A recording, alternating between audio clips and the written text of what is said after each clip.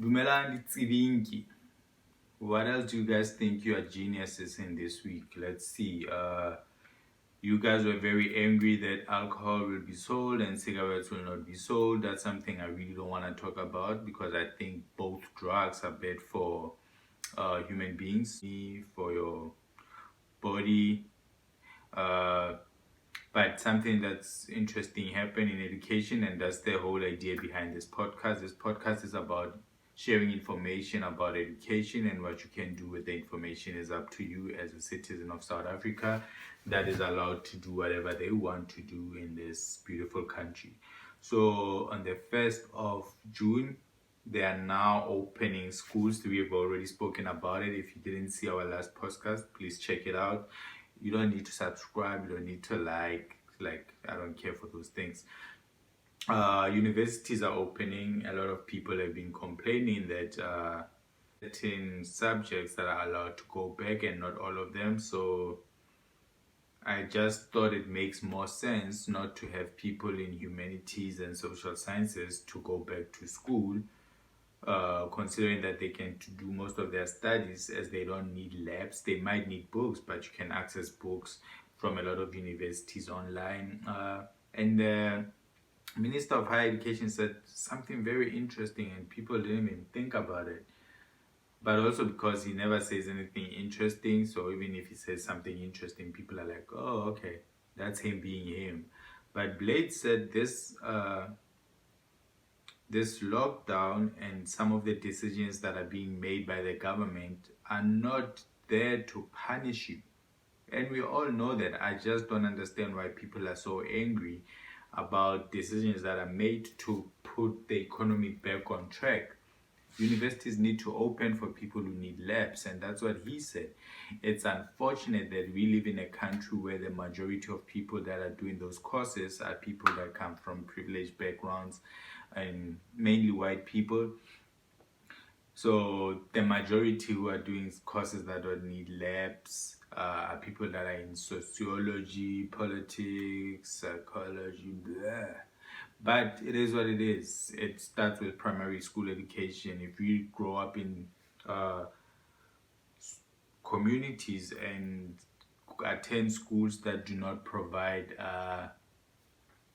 labs, by the time you get to university, you cannot be expected to do as well as you could. You can still do it, but you're gonna struggle because you were taught a whole lot of things on a board instead of a lab. But that's neither here or there. The focus today is going back to universities. Are universities ready? Universities are ready to take back the majority of students that need labs. Uh, on the issue of matriculants going back to school, it's very important because they're the ones that are gonna go to university. But on our side as mobile schools, we've said we'll criticize the government where we feel like they're doing something wrong. For instance, in the whole churches being allowed to go back, for us, we think that's a bad idea, but we are not a religious podcast. We focus more on education, and we think it does affect education a bit because you have a lot of old people that are taken care by their grandchildren. So you're just creating, in a nutshell, this lockdown looks like it's over, and it's very unfortunate that the lockdown is done based on the fact that it looks like the government has put all the responsibilities on the majority of the people, which is okay to live in a country where the government says, this is what we think you should do. You can do whatever you want. The same with the school situation. If you don't want to take your kid back to school, don't take your kids back to school. But when it comes to universities, we really need to focus on qualifications and subjects that are going to help South Africa go forward. We need to prioritize certain subjects and individuals that are involved in academia that focuses on future jobs. And for that, we really appreciate and support the decision to focus on STEM subjects in university to be the first ones that go back. So it's only 33%, like what the government was saying. It's only 33% of the people that are going to go back, and we wish them well. Please stay safe, wash your hands, wear a mask, and try your very best to follow the president, follow Minister Mkhize. Please follow Minister Mkhize, follow the COVID health account on Twitter, where you can get your information firsthand.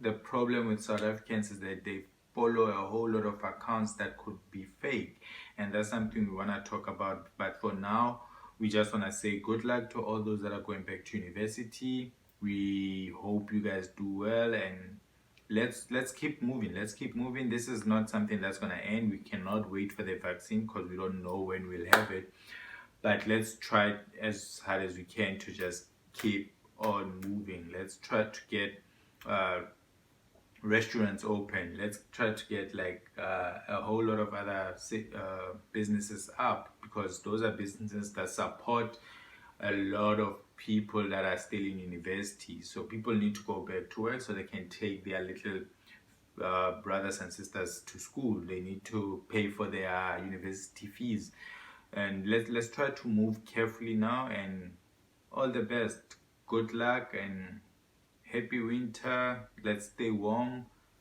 let's stay indoors. Peace, everybody. More love.